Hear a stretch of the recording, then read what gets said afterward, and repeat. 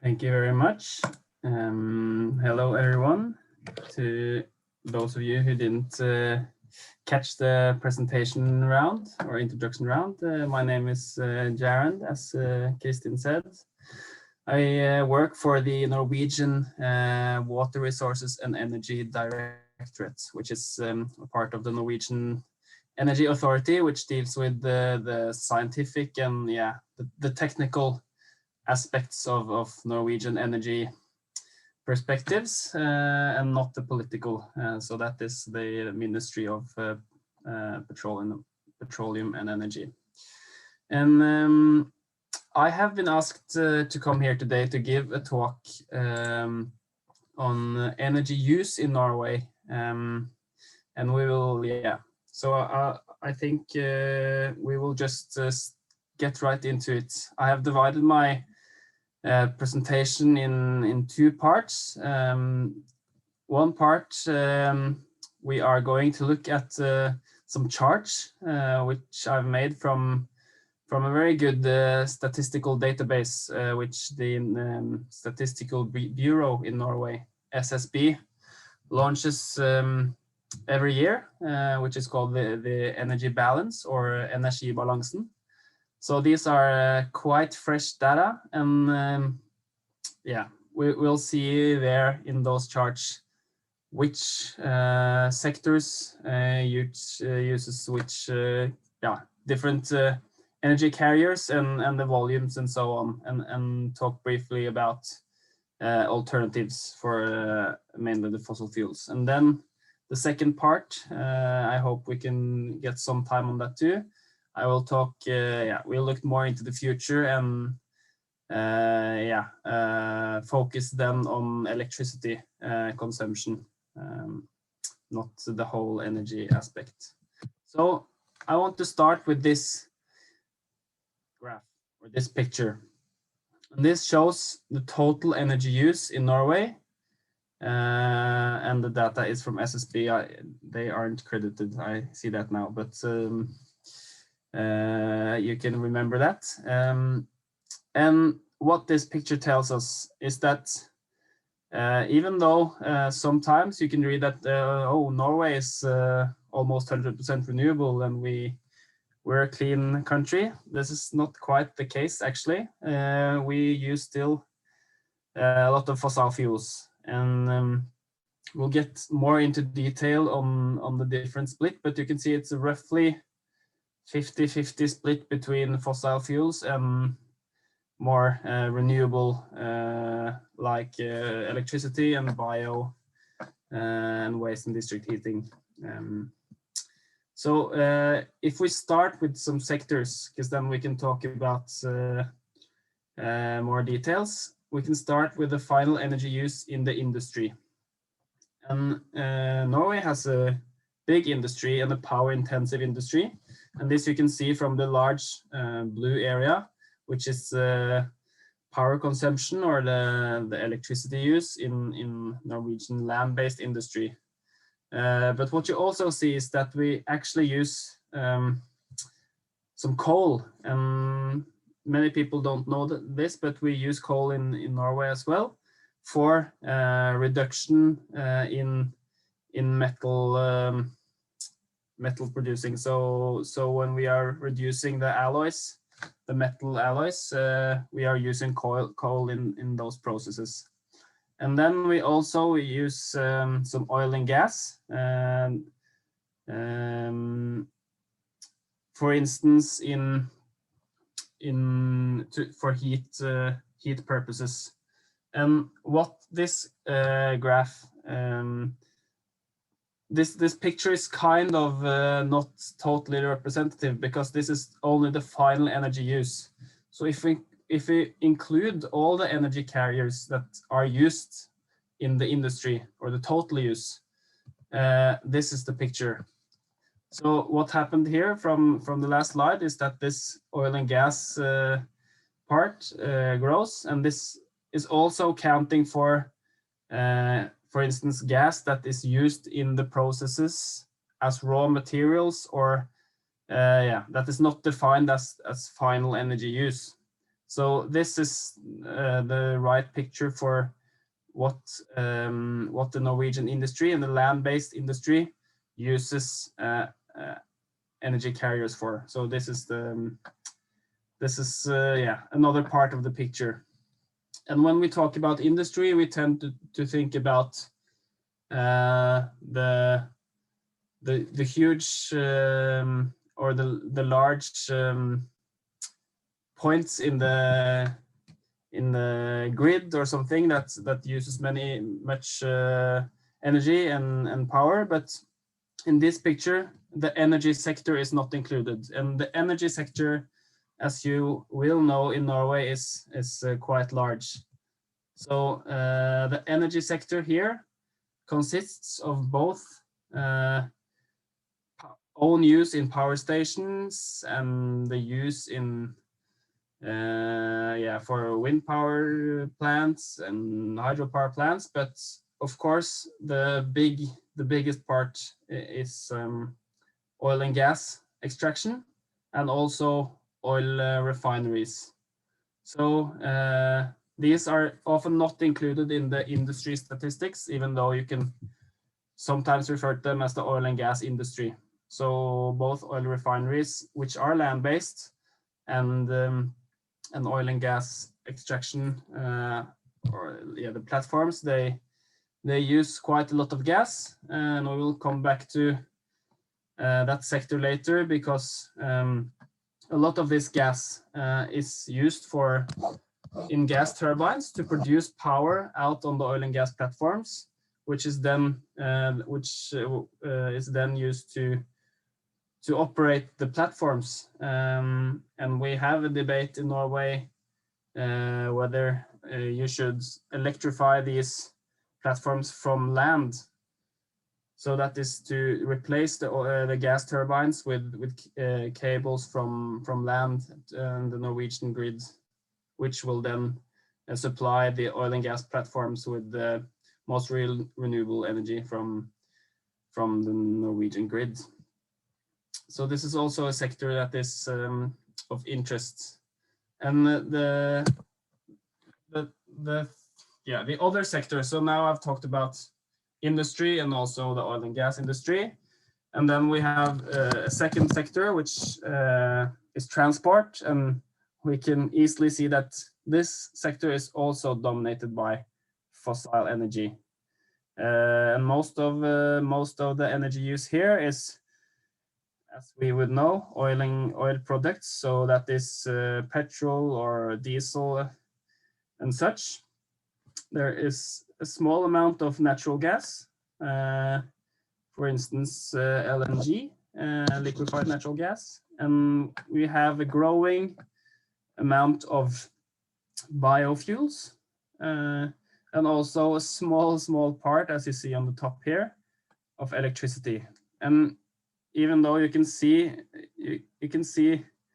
if you look very close that this is growing, it has been here a long time, and I reckon this must be, some of it must be from the rails. So we have electrical trains in many parts of Norway, but you see the large volume here is of course still oil and fossil fuels.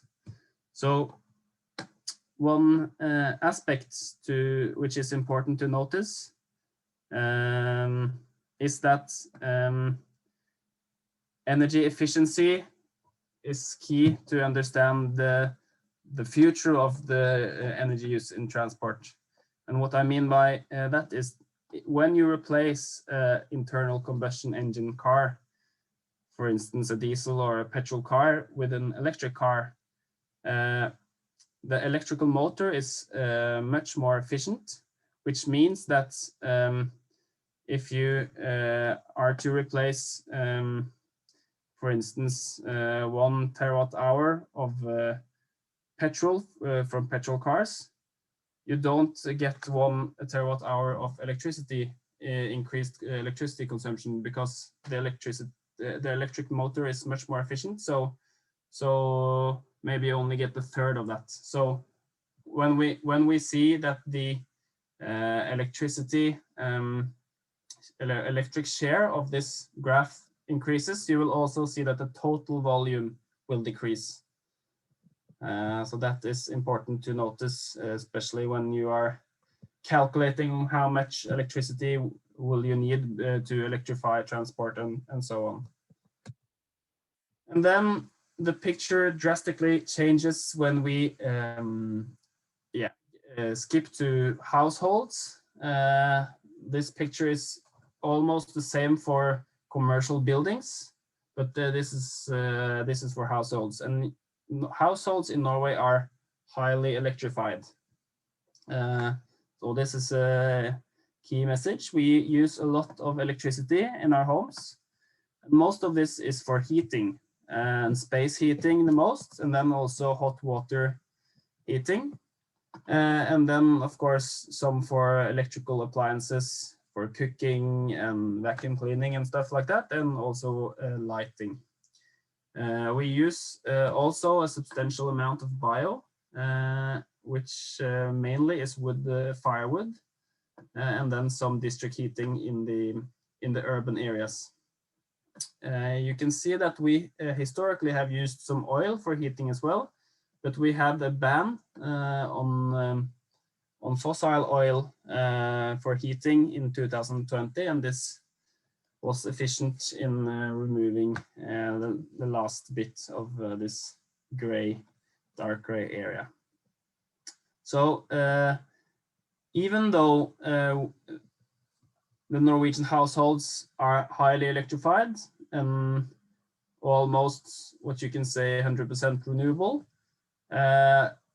it is still important to understand that there is a potential for, let us say, that Norwegian buildings could be even cleaner. And what I mean by cleaner is this little sentence that the cleanest kilowatt hour is the one you don't use. So there is a potential for energy efficiency and to reduce and save energy use in the Norwegian, both households, but also commercial buildings, which is, there are many different numbers. So also when you talk about potential for energy efficient buildings, you need to be aware, are you talking about the technical potential, the economical potential, or what are you talking about? And we have done a run through and then a short analysis on different measures to reduce energy use in buildings, and we see that a sort of a technical economical potential is around 13 terawatt hours in Norwegian buildings, which we see that can be make economical sense, but it doesn't always happen because with energy efficiency measures, you have a large investment and then a saving over 20 or 30 years. And even though economists will say that it is worth it, you don't always get the action. So this is also an interesting topic to go further into if we have time later. So that was a brief talk about the history, and we don't have much time, so I will rush through. But as you now remember, the split was almost 50-50 between fossil fuels and renewables, with electricity being most of the renewable energy carriers,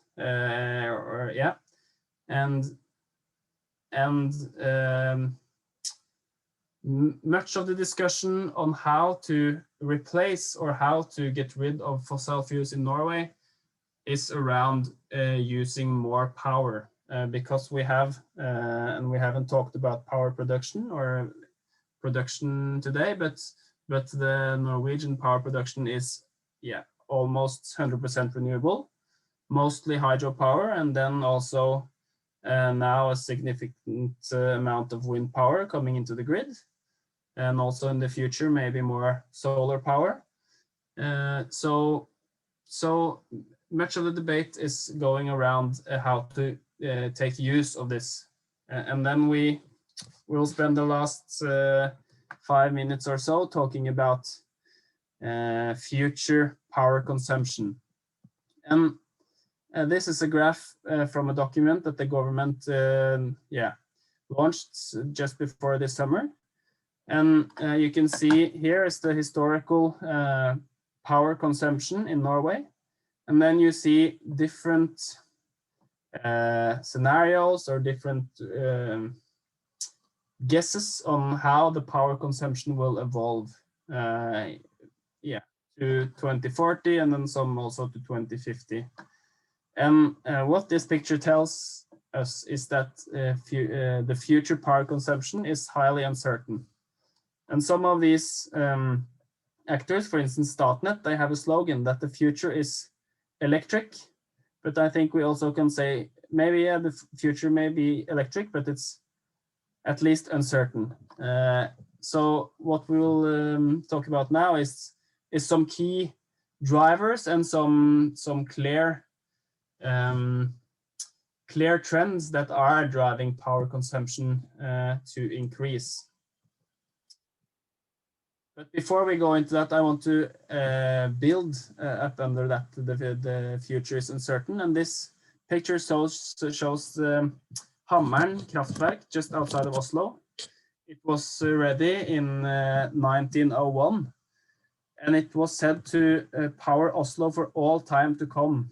So this was the power source that would supply Oslo for infinity, and this produces around, I think, just above 20 gigawatt hours, so 0.02 terawatt hours, and the consumption in Oslo is around, I think, above 8 terawatt hours. So we have missed before.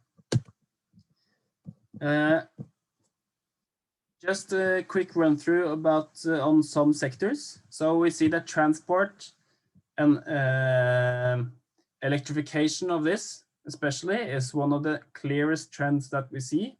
And as you saw, the electricity consumption in transport is quite low, but we are pretty certain that this will increase from around 1 or 2 terawatt hours today to at least above 10, 13, maybe 15 terawatt hours in 20 years time, depending on the share of other renewable or alternative zero emission alternatives such as hydrogen and the costs of these. Another sector which we haven't talked about yet, but we see is coming are battery factories and other total new industry, which is driven by this low emission or zero emission societies. So what we see is that we are going through energy transition, as some of you have mentioned in the introductions. We are replacing fossil fuels, and this shift demands batteries, at least with the technology perspectives that we have today. We can see that batteries are needed maybe first and foremost in transport, but also for stationary applications in the grid and so on. And these batteries, of course, needs to be produced, and it requires a significant amount of energy to produce them. So there are a lot of initiatives now in Norway to establish these battery factories, and we have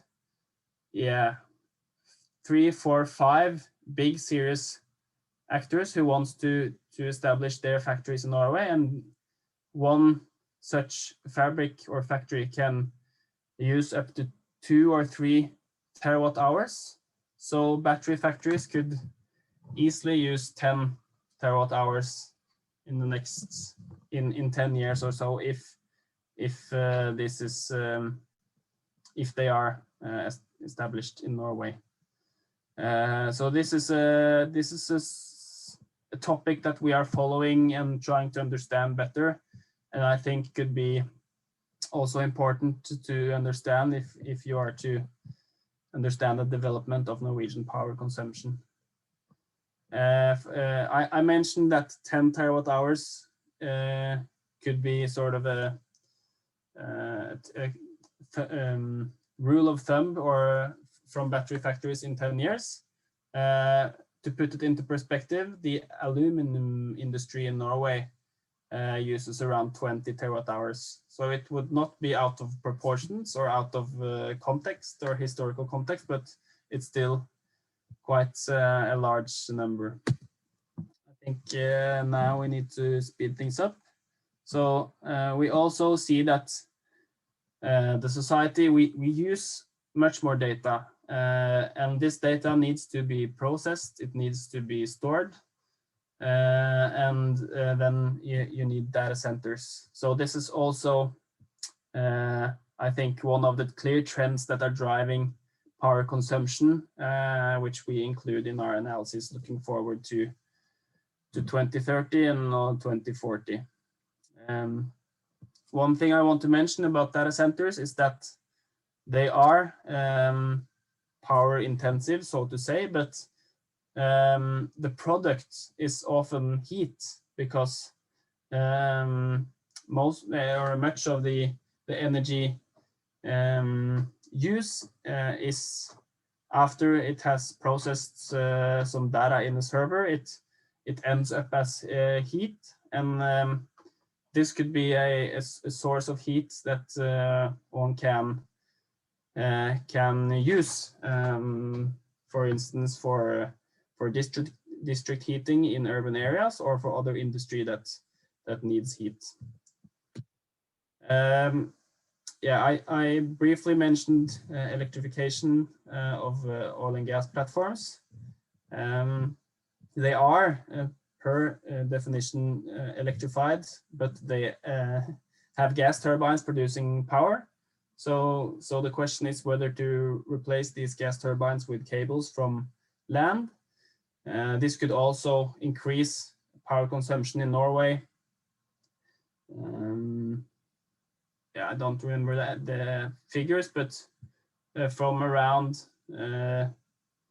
I think offshore they use around 5, 6, 7 terawatt hours today, and maybe up to yeah, it could take let's say 10 terawatt hours more. That's the order of magnitude. With the interesting, or the one part to notice about this power consumption is that it peaks, or the power consumption from the Norwegian continental shelf will peak as we see it, maybe around 2035, and then decrease after 2040. So that is sort of not following along the other trends we see, where power consumption is increasing over the whole analysis period for us, which is mostly from now to 2040. I want to round off.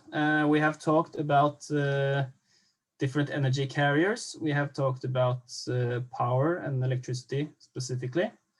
And we also see that there are a lot of interesting things happening with hydrogen. And I have put here that hydrogen have many roles. We see it can be used in transport, either directly, or you can further develop hydrogen, for instance, to ammonia, which can be used in large and heavy marine vessels and shipping. Hydrogen can be used in industry where you cannot electrify processes. So for instance, in reduction of metals, where you today use coal, as we talked briefly about earlier. And besides having these interesting end uses, hydrogen is also very tied up to the electricity sector and the electricity market, because you can produce hydrogen from power, and you can also produce power from hydrogen. So this we see looking forward, especially analyzing the whole power market in Europe the next 20 years. It is a very interesting topic to go deeper into, and to see how hydrogen will sort of play with the electricity sector. I think that was my time. Maybe I used up more of it. So I'm looking forward to some questions, and thank you for listening. Thank you very much.